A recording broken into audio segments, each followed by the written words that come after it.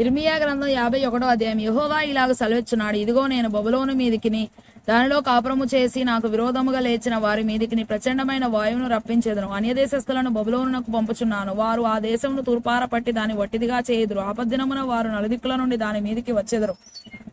విలుకాని మీదికి విలుకాడు విల్లు త్రొక్కవలను, కవచము వేసుకుని వాని మీదికిని విల్లు త్రొక్కవలను. కల్దీల దేశంలో జనులు హతులై పడునట్లును, దాని వీధులలో వారు పొడవబడి కూలినట్లును యవనులను కొట్టక మానకుడి. దాని సర్వ సైన్యమును బొత్తిగా నిర్మూలము చేయుడి. తమ దేవుడును సైన్యులకు అధిపతినగు యెహోవా ఇశ్రాయేలు వారిని యూదా వారిని విసర్జింపలేదు గాని ఇశ్రాయేలు పరిశుద్ధ దేవునికి విరోధముగా తాము చేసిన అపరాధముతో వారి దేశము నిండి ఉన్నది.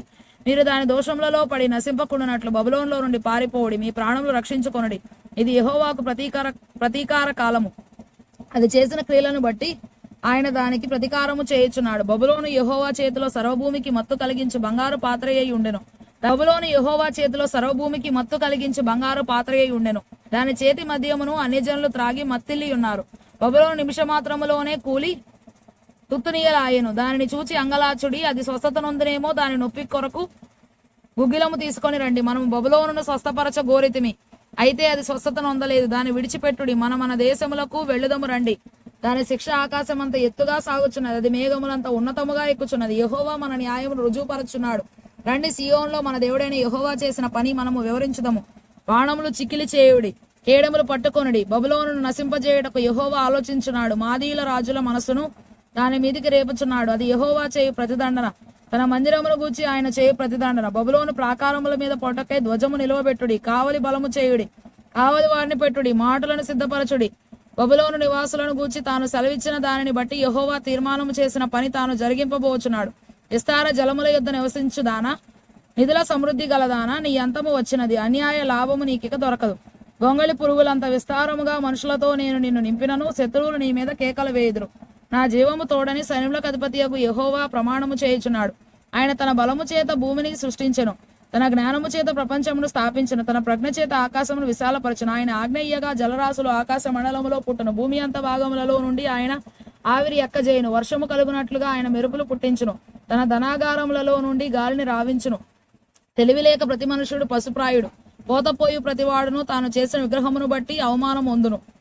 అతడు పోతపోసినది మాయారూపము, దానిలో ప్రాణమేమీ లేదు. అవి ఆశను చెడగొట్టు మాయా కార్యములు. విమర్శ కాలమున అవి నశించిపోవును. యాకోబునకు స్వాస్థ్యమగు వాడు వాటి వంటి వాడు కాడు, ఆయన సమస్తమును నిర్మించువాడు. ఇశ్రాయేలు ఆయనకు స్వాస్థ్యముగానున్న గోత్రము. సైన్యులకు అధిపతియగు యెహోవా అని ఆయనకు పేరు. నీవు నాకు గండ్ర గొడ్డలి వంటి వాడవు, యుద్ధాయుధము వంటి వాడవు. నీ వలన నేను జనములను విరగొట్టుచున్నాను, నీ వలన రాజ్యములను విరగొట్టుచున్నాను, నీ వలన గుర్రములను రౌతులను విరగొట్టుచున్నాను, నీ వలన రథములను వాటిని ఎక్కిన వారిని విరగొట్టుచున్నాను, నీ వలన స్త్రీలను పురుషులను విరగొట్టుచున్నాను, నీ వలన ముసలి వారిని బాలులను విరగొట్టుచున్నాను, నీ వలన యవ్వనులను కన్యకలను విరగొట్టుచున్నాను, నీ వలన గొర్రెల కాపరులను వారి గొర్రెల మందలను విరగొట్టుచున్నాను, నీ వలన దున్నువారిని వారి దుక్కిటెద్దులను విరగొట్టుచున్నాను, నీ వలన ఏలికలను అధిపతులను విరగొట్టుచున్నాను. బబులోనును కల్దీల దేశ నివాసులను మీ కనుల ఎదుట సియోనులో చేసిన కీడంతటికి నేను వారికి ప్రతీకారము చేయుచున్నాను. ఇదే యెహోవా వాక్కు. సర్వ దేశములో ధ్వజములనెత్తుడి, జనములలో బాకానాదము చేయుడి. దాని మీదికి పోవటకై జనములను ప్రతిష్ఠించుడి. దాని మీద పడుటకై అరారాతు, మిన్ని, అష్కనజు అను రాజ్యములను పిలిపించుడి. దాని మీదికి జనులను నడిపించుటకై సేనాధిపతిని నియమించుడి. రోమము గల గొంగళి పురుగులంత విస్తారముగా గుర్రములను దాని మీదికి రప్పించుడి. దాని మీదికి పోవటకై మాదీయుల రాజులను, వారి అధిపతులను, వారి ఏలికలను, అతడు ఏలుచుండు సర్వదేశమును జనులనందరినీ ప్రతిష్ఠించుడి. భూమి కంపించుచున్నది, నొప్పి చేత అది గిజగిజలాడుచున్నది. ఒక్క నివాసియు లేకుండా బబులోను దేశమును పాడుగా చేయవలనని బబులోనును గూర్చిన యెహోవా ఉద్దేశము స్థిరమాయెను. బబులోను పరాక్రమవంతులు యుద్ధము చేయక మానుదురు. వారు తమ కోటలలో నిలుచుచున్నారు. వారి పరాక్రమము బలహీనత ఆయను. వారును స్త్రీల వంటి వారైరి. వారి నివాస స్థలములు కాల్చబడుచున్నవి. వారి అడ్డగడియలు విరిగిపోయెను. అతని పట్టణమంతయు పట్టబడును. కోనేటి దూలములను జమ్మును అగ్నిచేత కాల్చబడును. దాని యోధులు దిగులు పడిరి అని బంట్రౌతు వెంబడి బంట్రౌతును, దూత వెంబడి దూతయు పరుగెత్తుచు బబులోను రాజునకు తెలియజేతురు. దాని రేవులు శత్రువశమాయను. ఇశ్రాయేలు దేవుడును సైన్యులకు అధిపతియునగు యెహోవా ఇలాగు సెలవిచ్చున్నాడు. బబులోను పురము చదరము చేయబడిన కళ్ళము వలె ఆయను. ఇంకా కొంతసేపటికి దానికి కోతకాలం వచ్చును. బబులోను రాజైన నెబుకద్రెజరు మమ్మను మృంగివేసెను, మమ్మను నుగ్గు చేసెను, మమ్మను వట్టికొండ వలె ఉంచి ఉన్నాడు. భుజంగము మింగునట్లు మమ్మను మింగెను. మా శ్రేష్ఠ పదార్థములతో తన పొట్ట నింపుకొని మమ్మను పారవేసి ఉన్నాడు. నాకును నా దేహమునకును చేయబడిన హింస బబులోను మీదికి ప్రతికార రూపముగా దిగునుగాక అని సియోను నివాసి అనుకొను. నా ఉసురు కల్దీయ దేశ నివాసులకు తగులునుగాక అని యెరూషలేము అనుకొను. యెహోవా ఇలాగ సెలవిచ్చున్నాడు, ఆలకించుము, నీ వ్యాజ్యమును నేను జరిగించుదును, నీ నిమిత్తము నేనే పగ తీర్చుకొందును, దాని సముద్రమును నేను ఎండకట్టుదును, దాని ఓటను ఇంకిపోజేయుదును. బబులోను నిర్జనమై కసువు దిబ్బలుగా ఉండును, నక్కలకు నివాస స్థలమగును, అది పాడే ఎగతాళికి కారణముగా ఉండును. వారు కూడి సింహముల వలె బొబ్బరింతురు, సింహముల పిల్లల వలె గుర్రు పెట్టుదురు. వారు సంతోషించి మేలుకొనక చిరకాల నిద్ర నొందునట్లు, వారు దప్పికొనగా వారికి మద్యమునిచ్చి వారిని మత్తిల్ల చేసేదును. ఇదే యెహోవా వాక్కు. గొర్రెపిల్లలు వదకుపోవునట్లును, మేకపోతులను పొట్టేళ్లను వదకుపోవునట్లును వారిని వదకు రప్పించెదను. శేషకు పట్టబడెను, జగత్ ప్రసిద్ధమైన పట్టణము పట్టబడెను. బబులోను జనములకు విస్మయాస్పదమాయెను. సముద్రము బబులోను మీదికి వచ్చెను, ఆమె దాని తరంగముల ధ్వనితో నిండుకొనెను. దాని పట్టణములు పాడుగాను, ఎండిన భూమిగాను, అరణ్యముగాను, నిర్మానుష్యమైన భూమిగాను ఉండెను. ఏ నరుడును దాని మీదుగా ప్రయాణము చేయడు. బబులోనులోనే బేలును శిక్షించుచున్నాను, వాడు మింగిన దానిని వాని నోట నుండి కక్కించుచున్నాను. ఇక మీదట జనములు వాని యొద్దకు సమూహములుగా కూడి రావు. బబులోను ప్రాకారము కూలును. నా జనులారా, మీరు దానిలో నుండి బయటకు వెళ్ళుడి. యెహోవా కోపాగ్ని నుండి తప్పించుకొనుడి, మీ ప్రాణములను రక్షించుకొనుడి. ఏటేటా వదంతి పుట్టుచు వచ్చును, దేశములో బలాత్కారము జరుగుచున్నది, ఏలిక మీద ఏలిక లేచుచున్నాడు. దేశములో వినబడు వదంతికి భయపడకుడి, మీ హృదయములలో దిగులు పుట్టనీయకుడి. రాబో దినములలో నేను బబులోను యొక్క చెక్కిన విగ్రహములను శిక్షింతును, దాని దేశమంతయు అవమానమునొందును. జనులు హతులై దాని మధ్యను కూలెదరు. దాని పాడు చేయువారు ఉత్తర దిక్కు నుండి దాని యొద్దకు వచ్చుచున్నారని ఆకాశమును భూమియు వాడిలోని సమస్తమును బబులోను గతిని గూర్చి సంతోషించును. ఇదే యెహోవా వాక్కు. బబులోను ఇశ్రాయేలులో హతులైన వారికి కూలజేసినట్లు సర్వభూమిలో బబులోను నిమిత్తము హతులైన వారు కూలుదురు. ఖడ్గమును తప్పించుకొనిన వారలారా, ఆలస్యము చేయక వెల్లుడి. దూరము నుండి మీరు యెహోవాను జ్ఞాపకము చేసుకొనుడి. యెరూషలేము మీ జ్ఞాపకమునకు రానియుడి. మేము దూషణ వాక్యము విని సిగ్గుపడి ఉన్నాము.